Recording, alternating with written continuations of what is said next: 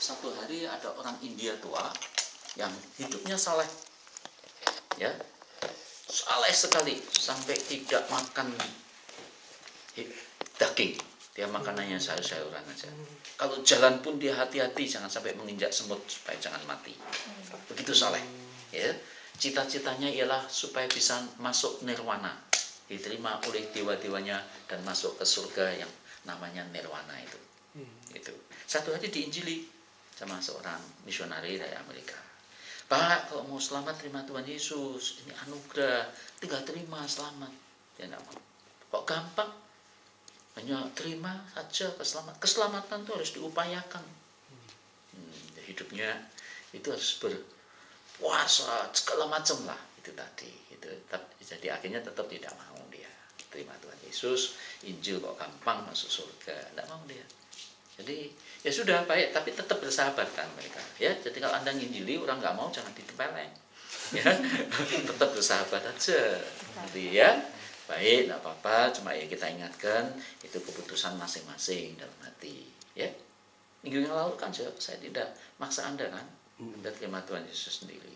Ini teman India, Bapak India yang tua ini tetap bersahabat. Satu hari malah dia ngomong gini pada misionari itu, Bapak pendeta dari Amerika itu, Pak, mampir Pak rumah saya, mampir.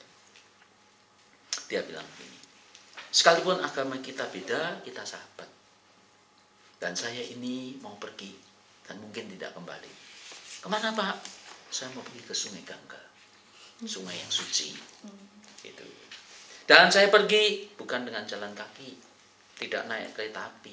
Saya pergi dengan lutut saya. Mungkin saya mati di jalan, mungkin saya mati di sana. Tapi saya mau lakukan itu supaya saya masuk nirwana, surga. Luar biasa ya. Nah, jalan dengan lutut. Dia sudah pernah itu, kita nggak pernah gitu. Tapi sebelum saya pergi, saya ada kenang-kenangan untukmu sebagai sahabatku. Dia diajak masuk ke kamar itu. Misionari buka satu lemari antik yang besar. Waktu dibuka, lacinya dibuka, ternyata satu mutiara. Ini untuk Bapak. Wah, kaget ini pendeta nggak pernah lihat mutiara. Itu terkejut dia. Itu.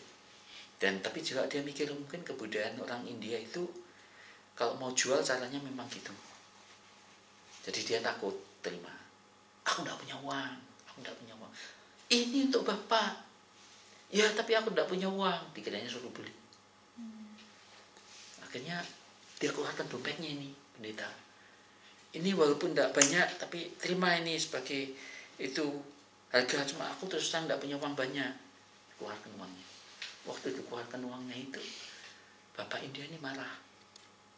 Kamu tahu harga mutiara ini? Dia cerita, aku ini punya anak, dia bilang, anak laki satu-satunya. Dia penyelam mutiara di sini. Dan suatu hari dia bertekad untuk menyelam, cari mutiara yang besar, dan dia mendapatkan mutiara, dia menyelam. Dalam sih. Tapi pada waktu dia naik, dapat mutiara, tapi kehabisan nafas, mati. Kamu tahu harga ini? Ini bukan murah, kamu mau bayar segitu? Tidak boleh. Ini harganya mahal, nyawa anak saya sendiri. Tapi aku mau berikan kepadamu. Lalu Bapak penginjil itu berkata, begitu juga dengan keselamatan. Keselamatan itu bukan murah, mahal itu. Tuhan Yesus harus naik ke salib untuk keselamatan kita, tapi diberikan cuma-cuma kepadamu. Nanti, jadi artinya Bapak India ini tahu bahwa sebenarnya bukan gampang keselamatan itu, melainkan mahal sekali. Kamu mau tebus dengan cara jalan kaki, jalan lututmu, tidak cukup, tidak bisa. Hanya dengan anugerah engkau diselamatkan. Terima dengan cuma-cuma. Jelas? Ya. Jadi nanti ngomongnya seperti saya loh ya. Iya. Ini ya. Nanti kemungkinannya sih salah satu di antara Anda saya kasih kehormatan ceritanya di depan jemaat gereja. Salah satu saya Anda. Tuhan bisa banget. Ya, entah Tuhan, nanti kita tahu